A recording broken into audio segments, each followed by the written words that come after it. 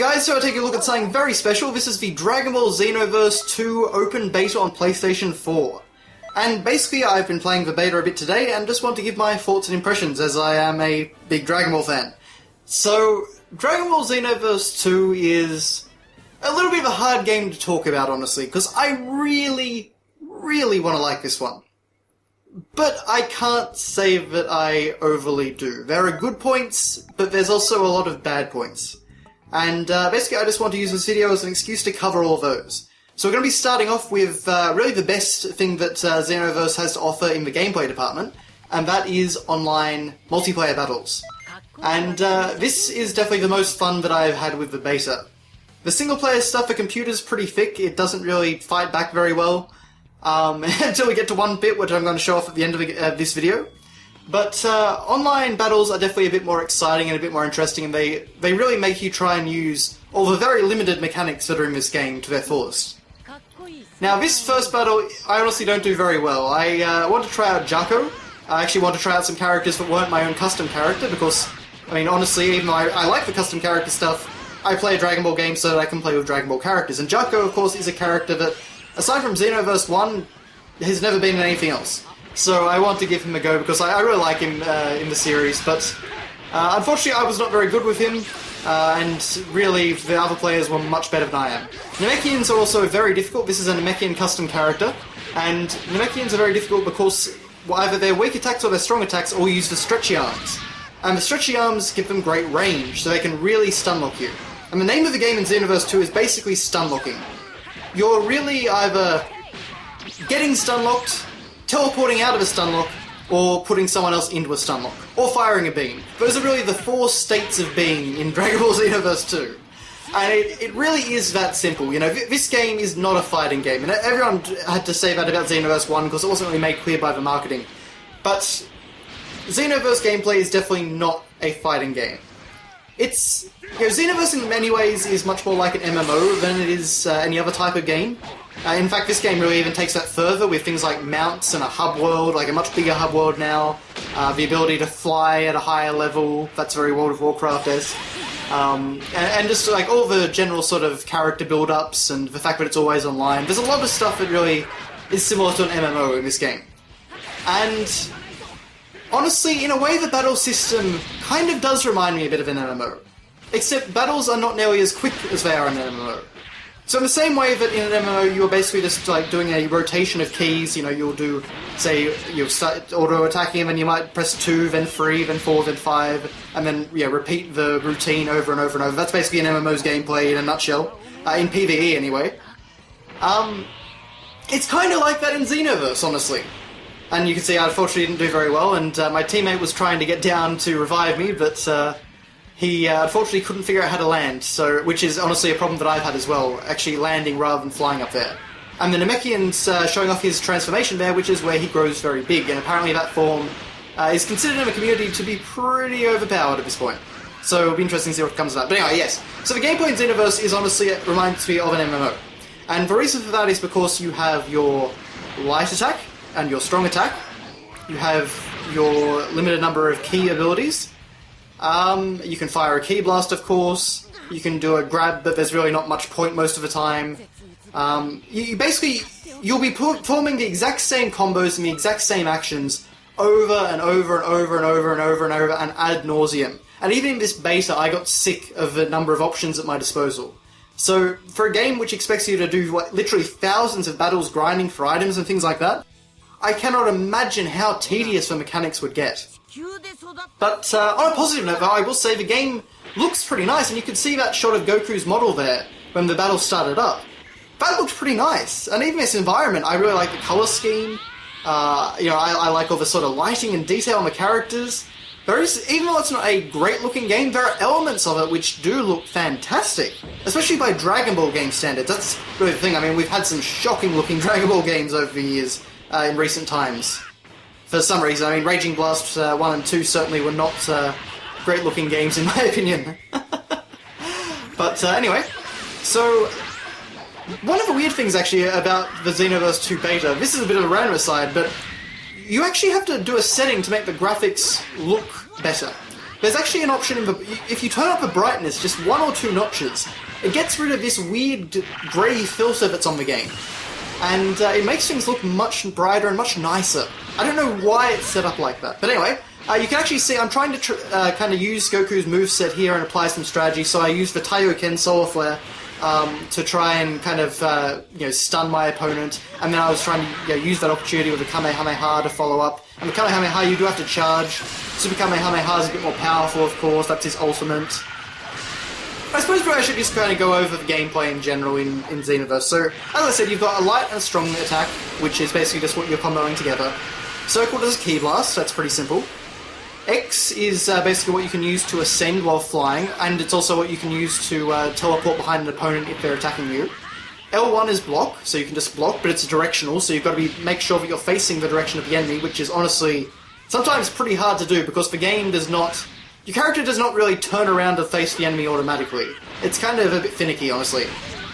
And aside from that, you hold R2 to bring up your super abilities, and then you hold L2 and R2 together to bring up your ultimate abilities, and then map to the face buttons. And I also really do like that approach because you can have a lot more things equipped, including things like transformations and ultimate attacks and power-ups. You could actually see at the start of the battle, Goku had a power-up. He could actually increase his ki by holding a button.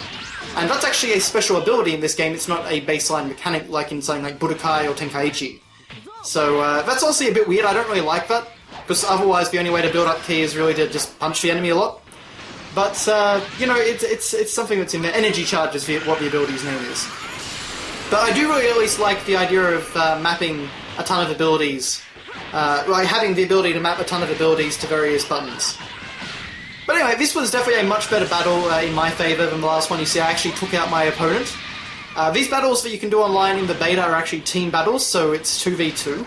So my teammate, my very, very, very creepy-looking Chaozu-faced teammate, did get knocked out, unfortunately, and I am not doing too hot here either. This guy was really, really good, honestly. But because the timer ran out, you've got a 2-minute timer, thankfully it was a draw. Another thing I do really love is that all the characters, as you fight, they do get battle damage. And that's a really cool detail. Again, there's a lot of cool little details in this game. Another very cool thing is that you get experience for your character by fighting online battles. So even though I'm not using my custom character, I'm still getting experience and leveling up so that I can actually increase his power. So it kind of affects all the characters in your arsenal that you've got unlocked in the game. So that's a really cool thing in my opinion, and it means that you're not... you don't just have to play your custom character, you can actually experiment with other Dragon Ball characters, which is really cool for me. But, so this is something I actually want to show. I'm only going to show part of the Piccolo battle. But basically what I want to show at the start is that I was trying to tag team one guy, the guy that was taking me out last time, with my teammate. And that was going alright for a second, but his teammate then was going after me to try and pick me off and prevent me from doing that. So that kind of shows you that there might be a little bit of team-based strategy in this. Now that right there is what Piccolo has in place of charging his ki. Or it's on when you hold R2 and L2 anyway. So the game developers of course have mapped that for Piccolo. All the existing Dragon Ball characters have preset skills. But basically what it means is that if I'm getting attacked, I can use the super explosive wave, you can see it there, and I can basically knock the enemy away and break their stun lock. So there are definitely some possibilities with the various key attacks in this game. And another one here, Wall of Defense. Piccolo does what he does for Gohan in the series, and he takes a board for them. And it also allows him to take minimized damage by doing that, Wall of Defense. So that's a really cool and interesting move in my opinion. I kind of like that. Okay, now we're getting onto my custom character, and you can see he's a Saiyan with a beard. I kind of like him, but he's just I just kind of threw them together. The servers were down for so long. I originally had a Frieza character, which I really liked, but the servers were down for so long, and I kind of wanted to mess around with things, so I made another character. I wanted to try out Super Saiyan. Okay, so now we're fighting against GT Goku, and you see I'm trying out blocking here. And in this fight, that's really what I'm going to try and do a lot more. I'm going to try and block his attacks. What I also wanted to show is transforming into Super Saiyan, specifically Super Saiyan 3. So basically, the Super Saiyan ability gets you Super Saiyan 1 and 3. I'm not sure if it gets you 2 or if 2 is a separate ability. I have a feeling that 2 was a separate ability in the first game, but I could be wrong about that. That was the default ultimate ability that your character gets, at least when you choose the balanced approach. Unfortunately, it is totally, completely, and utterly useless in every single way, so I have no idea why they give it to you, but anyway, that was actually another mechanic. If you are hurtling around and you just kind of get touched by an ultimate attack, or a beam attack of any kind, you actually mitigate the damage and keep moving. Which I don't really understand, and I kind of had some annoying... You may have already seen, actually, I had some kind of annoying moments where a character should have gotten hit but didn't because of that mechanic. So I don't really know how I feel about that, but anyway. So now, of course, GT Goku is in Super Saiyan 3, and we're having a Super Saiyan 3 brawl, but then Tullus comes to you know, contribute and take me out as well, so things are not looking good here. Yeah, so as you can see, if it's 2-on-1, you're absolutely stuffed. So there is definitely, I think, potential for strategy in the team-based stuff. But that is our quick look at some online matches that I did. And again, that was by far the most fun that I had, the most depth. Now we're getting into the single player, which honestly will probably be what most people do in Xenoverse. Xenoverse 2, I should say. And we do actually have some pretty nice looking cutscenes. Nicely choreographed, nicely transitions for most, like there's some nice transitions between the cutscenes and gameplay. Really nice models and animations in a lot of them. You can see Nappa's facial animations are really good there. I like the fact that we can have so many characters in a single battle. That's a really cool idea. Unfortunately, though, it doesn't do anything. And what you're about to see here is me completely and utterly destroy Nappa. I mean, if you thought I was bad at the PvP, well, I was, but never mind. Now you're going to see me completely and utterly destroy at PvE. And of course now, yeah, well, this is early in the game. This is the second mission in the Saiyan arc. So it's nothing far. I'm sure the game will get harder. But there's no real way for it to get mechanically harder in a way that feels satisfying for the most part. I mean, you can make me block more, and you can make me kind of do the dodges behind you and stuff like that. But for the most part, the AI seems really rock stupid. And there's really nothing that's particularly enjoyable about these battles. That's the thing, they just feel very repetitive. They look kind of cool, honestly. I mean, the way that I'm zipping around, following Nappa, and I've got the cool aura trail, I'm in Super Saiyan now, you know, I'm completely destroying him. I can use things like Meteor Crush and, you know, some cool abilities like that, which look great. But it's all such basic inputs, and it really doesn't matter what I'm doing. I could press square 5 times and get the exact same result as if I did, you know, press square, square, triangle, triangle, triangle, or something like that. You know, combos really have no meaning as such in this game. And there's really just no variety in what you're doing. You're going to see me do several fights here in the story, and we're basically just going through this part of the Saiyan arc. And they do change things up in the last mission that we're going to do. But for the most part, it's just that. It is just repeated combos. You knock them away, fly after them, punch them again, knock them away, fly after them, teleport after them, whatever. You know, there could be some interesting stuff with the story, because, you know, you see, like, oh, now Tullus, for some reason, is here, and he's stopping Goku from getting to the Saiyans early enough. So that's going to change history. But it still doesn't seem like it's that interesting. It's been really weird watching the marketing for this game, honestly, because Tullus and Slug are 2 of the principal villains in this game. So those are the movie 3 and movie 4 villains from the Dragon Ball Z movies. What a random choice. I mean, I kind of like Tullus's dialogue in this battle, and it's cool to see some rarely used characters. I mean, like, Tullus, for example, and Slug, neither of those were in, like, the Budokai games, for example. But they're not really exciting characters. I mean, they're just really very throwaway, one-off movie villains. That's all they were ever intended to be. So it doesn't really seem like they would contribute a lot to the story, and from what I've seen so far, they definitely don't. Now, there are still Toa and Mira and the Timebreaker Bardock's in there from Dragon Ball Online, so maybe we'll see like some more Makaioshin stuff. That was other Dragon Ball Online stuff. Who knows? There's lots of stuff that they could do with that, but I haven't really seen evidence that they will. The only thing that gets me interested in the storyline is the original trailer that they showed, where they showed these beautifully rendered CG cutscenes recreating the Bardock special and the Trunks special, the Future Trunks special. Those scenes looked incredible. Like, I honestly thought that was what the game was going to look like, and I was so hyped when they showed that. Unfortunately, that is absolutely not the case, and we really haven't seen more of those cutscenes since, or how they fit into the story. So, you know, future Gohan and Bardock are both on the front cover, so that's something. And we know that Timebreaker Bardock is in the game, but, well, I just have to wait and see. One cool element of this game for the people that did play Xenoverse 1, though, is that it is actually a continuation of that same story, because that right there was the character that, or, well, whatever your custom character was in Xenoverse 1. So you could choose and import that character, and they will appear in the story and in cutscenes with Trunks. They will play a part in the story, and you're kind of following in their footsteps. And it's just a cool way of keeping your original character in there. So I do really appreciate stuff like that. And, you know, you do get to actually interact with some Dragon Ball characters, even if Goku has some really weirdly stiff animations. There's a great one coming up in a moment. There we go. He just kind of snaps into place. It's very, very weird. And there again, like, it's just a weird sort of transition. There's a very clear distinction between low-budget cutscenes in this game and proper cutscenes in this game. Okay, so now we have to take on Nappa and Vegeta simultaneously. And, surprise, surprise, very little has changed. I do really appreciate... There we go. They actually keep the original Dragon Ball sound effect of, like... I don't know what that is exactly, but the dun-dun... that very iconic sound effect from Dragon Ball. I always appreciate the games that actually try and keep some of the sound effects correct.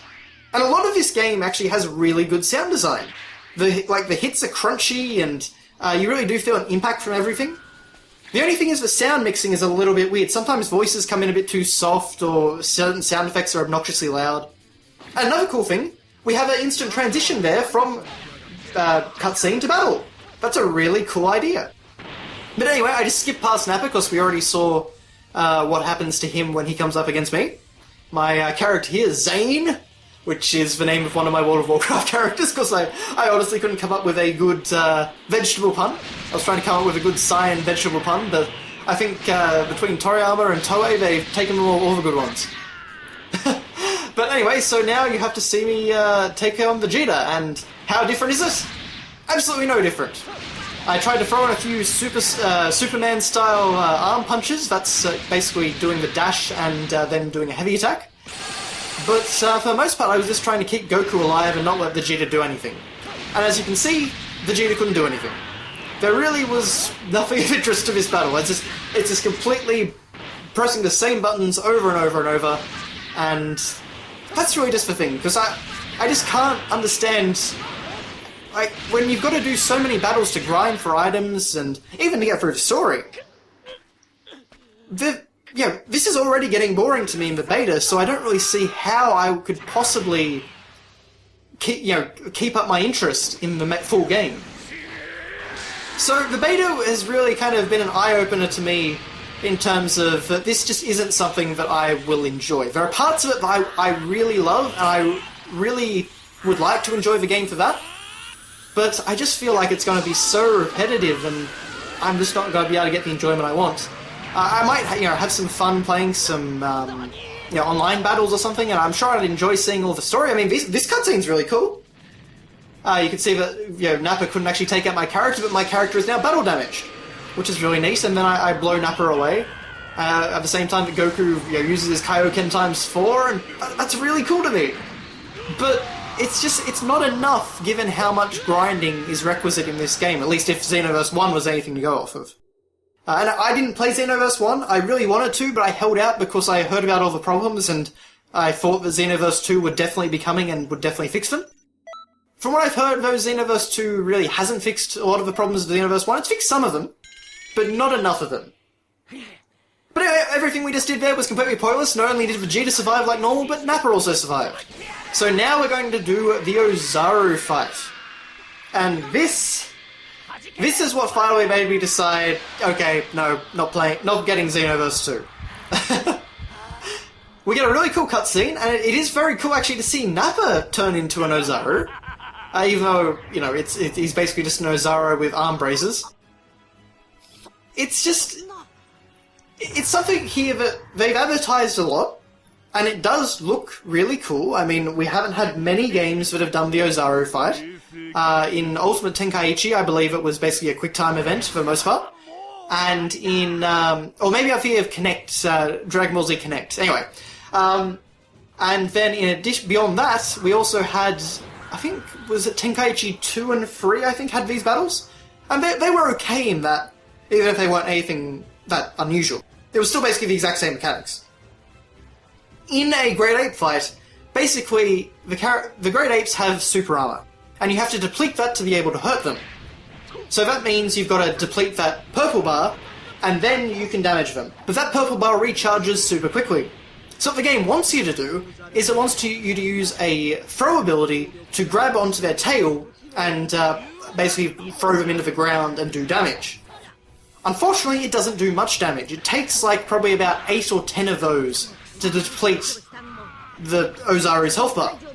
So you really need to be kind of doing some damage on your own, as well as doing the tail drop, and that can be really finicky because you've got to change your target with the right analog stick, and you've got to really kind of move around effectively, and it is not fun. Honestly, this battle is misery. And it's not actually hard, it's just kind of cheap and awkward. And that's really the problem here. There's not really a way to get better at the mechanics, it's just kind of how lucky do you get, how much patience do you have. And that is never fun.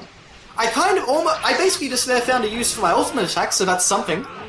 Very minor and context-sensitive use, but, and the other thing, like, you may have noticed on the first time that I went to grab his tail, you can see I was too slow there, so I got knocked off. But the first time I went to grab his tail, I actually couldn't grab it because his tail was clipping into the mountainside.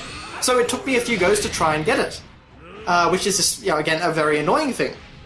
And this battle goes on for a really long time. I was doing this for about, I think, 15 minutes overall. And, this first battle I did not win. And I'm going to show you exactly how I lost, because it is truly spectacular. And really shows that Xenoverse 2 has received the utmost level of polish. But anyway, so basically the game wants me to take out Nappa first, so that's all fine. A lot of the time, a Great Ape, after you knock them down, will do that to try and knock you away. But anyway, now we're speeding up to 500 times the normal speed, so that we can, get through this. I didn't want to subject you guys to the full battle. But anyway, so yeah, Xenoverse 2's beta, it was interesting, I was really excited. The servers have been terrible. I mean, I've basically only been able to play... I basically played an hour and a half. And even then I got disconnected once, so it wasn't even that stable. And beyond that, I've just had a lot of time just trying to log in, trying to get into the game. And, it was not going very well. It was not a very smooth beta. And I really, when I say beta, it's a stress test, really. And the game comes out in, I think, less than 2 weeks now, so they're not going to be changing anything, I don't think. So I certainly haven't seen anything about, send us your feedback and, we'll implement changes or something like that. I don't think there's any chance of that. They might have implemented in Xenoverse 3, but probably not in this game. Great Ape Vegeta doing some weird quipping ballet dance thing.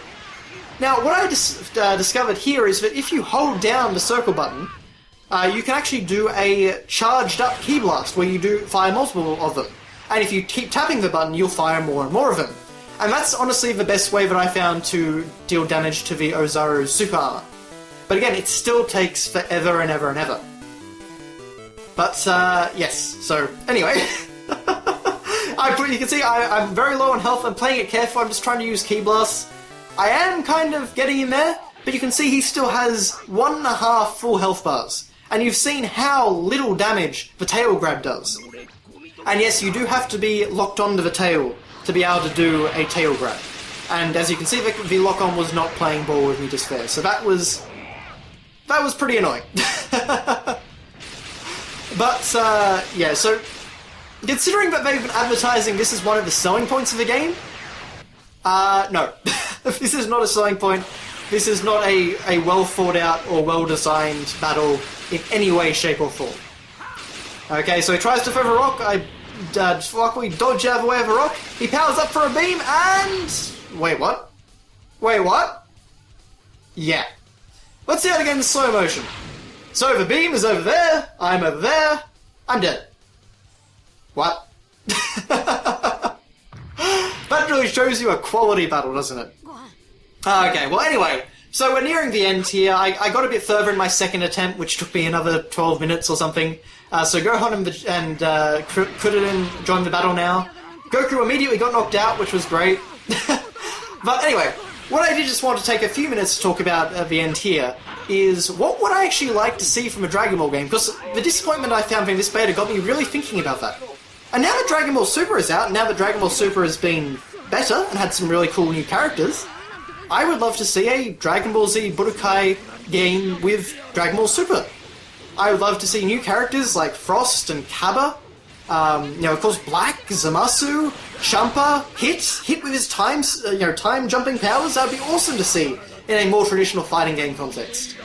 And you could actually have, if you did it like Budokai 1 for example, you could have all the various arcs and you could actually have them with good animation. Because you'd be using 3D models and you could have some really cool and smooth battles without the janky animation of the show.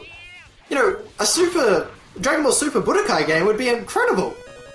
Whether it'll happen or not, I think that's pretty unlikely at this point. Although, I have to imagine that we will see a Dragon Ball Super licensed game at some point around here. I mean, you've got to imagine that after we get through a few more arcs, that's enough content to make a game out of, surely. But, that's, I think, really what I'd like to see, because I think you could do so much stuff with the new characters, and I would love to play as more people. And Beerus I'd love to play as. Whis, of course. I mean, I know they're playable in this and Xenoverse 1, but in a fighting game, I think you could do a lot of interesting things. Like a proper, 2.5D fighting game. But, anyway, that's really all from me, so Xenoverse 2 beta, pretty disappointing. There's some good stuff, there's a lot of good stuff in Xenoverse 2, like there was in Xenoverse 1. But, yeah. Fail. Unfortunately. I really hoped that Xenoverse 2 would be something special, and the beta has shown me glimpses of what that something special could be. I think if you're looking for a sort of Dragon Ball MMO fighting game hybrid, then you could get a lot of enjoyment out of it. I mean, I think if you really like Xenoverse 1, you're definitely going to like this, although you may be a little bit sick of the formula by now. But I was hoping it would kind of be that great Dragon Ball game that we haven't had in so long. I mean, I think the last great Dragon Ball game was probably Attack of the Saiyans in 2008. So, it's been a long time, and I'm really holding out for that great Dragon Ball game. Maybe Dragon Ball Fusions will be it, I don't know. It kind of looks interesting, but not really what I'm after in a Dragon Ball game. But anyway, I've got on long enough, so Xenoverse 2 beta, it's open right now, it's still going until, I think it's the end of the weekend, basically, at 1 AM Pacific Daylight Time. So, yeah, I mean, if you can download it if you've got a PS4 and check it out, but unfortunately I think if you're looking for a fighting game, even if you're looking for something like Tenkaichi, the Tenkaichi Budokai series, I think you're going to be disappointed, and it doesn't really seem to have made any great strides since Xenoverse 1, so fingers crossed for next year's Dragon Ball video game installment. Anyway, thank you very much for watching, guys, and I will see you next time.